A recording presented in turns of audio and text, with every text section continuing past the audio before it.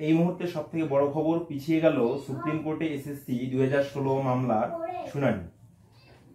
আজ 6 মে মামলাটি শুনানির জন্য লিস্টেড হয়েছিল 30 নম্বরে, কিন্তু অনেকগুলি মামলা আজকে শোনার পর শেষ মুহূর্তে এসএসসি মামলা যখন প্রধান বিচারপতি বেঞ্চে ওঠে, সেই সময় খুব কম থাকায় প্রধান বিচারপতি সিদ্ধান্ত নেয় আগামীকাল অর্থাৎ 7ই মে মঙ্গলবার 2 নম্বরে এই মামলাটি শুনবে।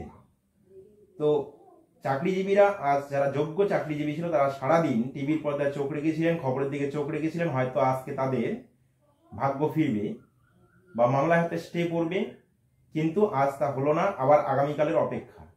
তবে এটি যোগ্য চাকরিজীবীদের জন্য হয়তো সুখবর, কারণ বিচারপতিরা মামলাটিকে সুস্থভাবে শুনলে এবং মামলাটি পর্যবেক্ষণ সঠিকভাবে করলে পরে যোগ্য চাকরিজীবীদের পক্ষে এটা মঙ্গলজনকই হবে বলে মনে করা হচ্ছে।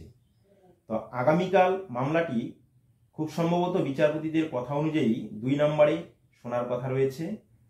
তো আগামীকাল অবশ্যই আবার যোগ্য যারা চাকরিহারা তাদের দৃষ্টি আবার সেই টিভির পর্দায় থাকবে। তো আজ এই 26,000 এর মধ্যে যে 19,000 যোগ্য প্রার্থী রয়েছে তাদের আবার অপেক্ষার রাত, একটি রাত পরেই আবার আগামীকাল এই মামলাটি শুনানির জন্য উঠতে চলেছে প্রধান বিচারপতির বেঞ্চে। তো আগামীকাল অবশ্যই যোগ্য চাকরিজীবী যারা যোগ্য চাকরিহারা ব্যক্তি রয়েছেন তাদের জন্য সুখবর আসবে, এটাই কামনা করা যায়, এটাই আশা করা যায়, কারণ একটি প্যানেলে সবাই অযোগ্য হতে পারে না।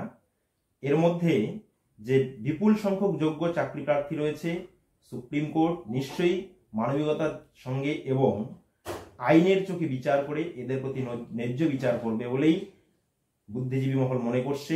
আর হয়তো এই কারণেই আগামীকাল মামলাটি নেওয়া হয়েছে, কারণ আজকে সংকীর্ণ সময়ে কতটুকু শুনানি হতো বা কতটুকু শোনা যেত তার নিশ্চয়তা ছিল না। তাই আগামীকাল ফ্রেশ মাইন্ডে বিচারপতিরা মামলাটিকে শুনবেন এবং সঠিক সিদ্ধান্ত নেবেন, এবং আগামীকাল খুব সম্ভাবনা রয়েছে মামলাটিতে স্টে পড়ার, এবং আগামী দিনে মামলাটির দীর্ঘ শুনানি হবে খুব সম্ভবত।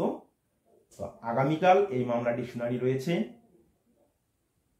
আপনারা সবাই চ্যানেলটিকে সাবস্ক্রাইব করে রাখবেন আগামীকালের খবর পাওয়ার জন্য এবং কন্টিনিউ খবর পাওয়ার জন্য। ধন্যবাদ।